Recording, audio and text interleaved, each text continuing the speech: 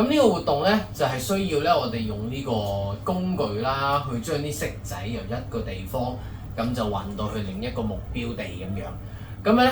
陸 Sir 呢度咧其實已經準備咗啦，咁將啲色仔就有個盤咁樣擺喺呢間房嘅一個角落頭啦。咁另外呢邊咧就有一個膠樽，係啦，咁或者其實唔一定膠樽嘅，咁其他容器，即係譬如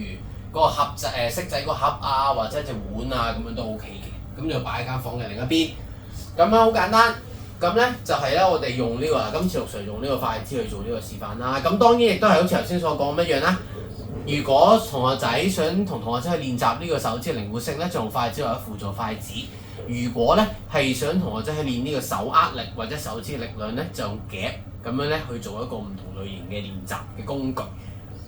咁樣簡單啦，咁就係咧我哋用手啦，用操作一個工具，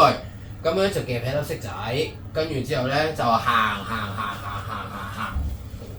到過嚟擺低粒色仔，咁之後就翻轉頭行，咁就夾起另一粒色仔。係啦，咁就再行去呢個目的地嗰度擺低，咁樣咧就一路去重複咁去做，去完成呢30粒啦。咁如果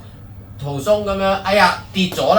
粒色仔，咁冇辦法啦。咁咧就請同學仔擺低，翻轉頭翻去起點，就再嚟過，係啦，咁就再行。咁如果就到咗先跌咗，咁樣點算咧？咁一樣都係啦，請同學仔